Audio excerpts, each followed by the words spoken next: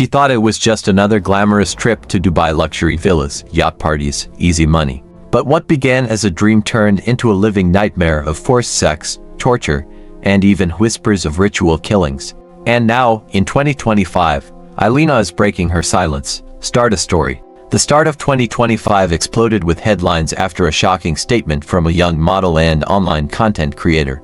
Introducing herself as Alina, the 22-year-old announced she was prepared to give a full interview about how she and other models were lured into the infamous, secretive Dubai parties.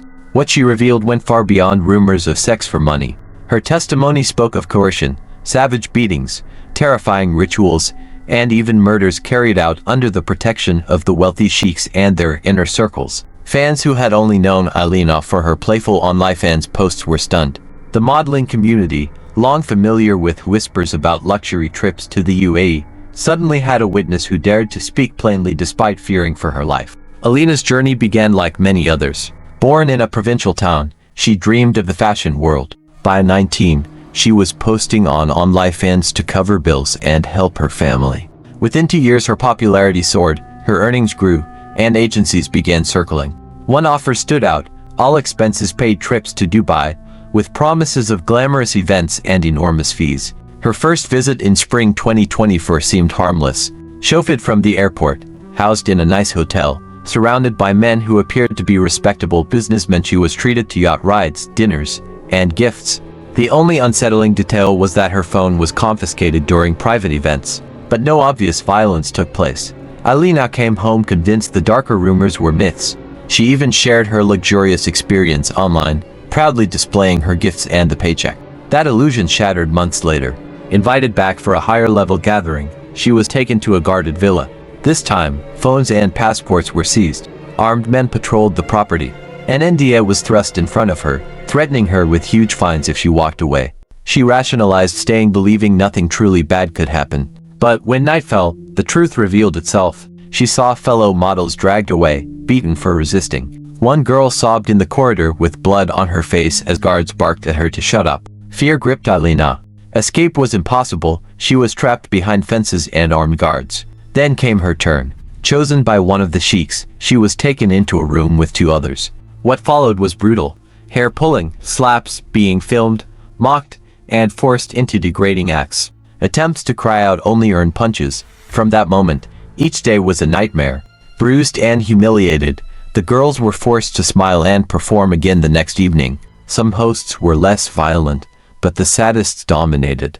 Victims whispered of torture with cigarettes, of women collapsing from exhaustion, of girls vanishing overnight. Most disturbing of all were the rituals. Alina described being forced to watch the slaughter of a goat, its blood staining the floor, while the men laughed and spoke of power.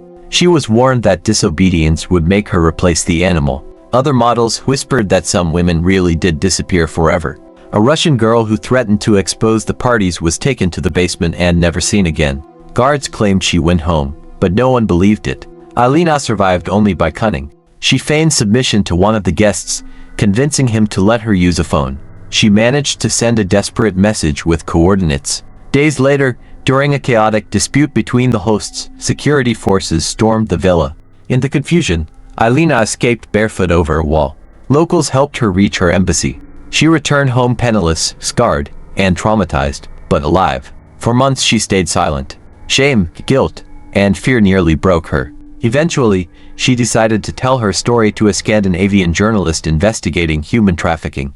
At first she remained anonymous, but soon she chose to show her face. That decision turned her account into a worldwide sensation. Critics doubted her, some accused her of exaggeration, yet other women began stepping forward with eerily similar testimonies. Her revelations grew darker. Alina admitted she had long hidden the truth about her closest friend, Natasha. In February 2025, Natasha stopped answering calls. Soon after, news surfaced that a young woman's body had been found hanged in a Dubai flat. Officials dismissed it as suicide. Alina and others recognized the tattoos. She was sure it was Natasha. But Natasha had confided just before leaving that she possessed photos and recordings from the parties and planned to leak them. Alina believes she was silenced. The death was hushed up. Mentions disappeared from websites. The family received only a vague certificate, and burial was handled quietly by authorities.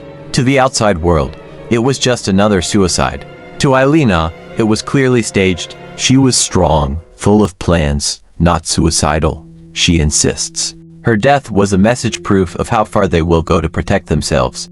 Now living somewhere in Europe, Alina pushes human rights groups to take her evidence seriously. She has little paperwork, everything was stripped from her, but her voice, along with dozens of other victims, is growing louder. Some recount group assaults, others describe rituals of blood and sacrifice, and a few confirm outright killings. All agree on one thing: wealth and power shield these men from consequences. Meanwhile, glossy media continues publishing features portraying Gulf princes as reformers, carefully ignoring the shadow behind the gold.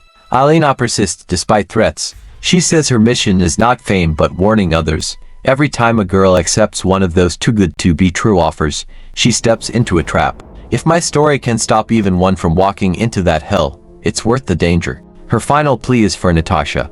The world must not accept the official story of suicide. We must remember her as a victim of a system that kills and erases women like her. And with that, Alina closes her testimony, part confession, part outcry, part desperate hope that someone, somewhere, will force justice into the light. If stories like this opened your eyes, make sure to subscribe, hit like, and leave a comment. Your support helps us bring more hidden truths to light.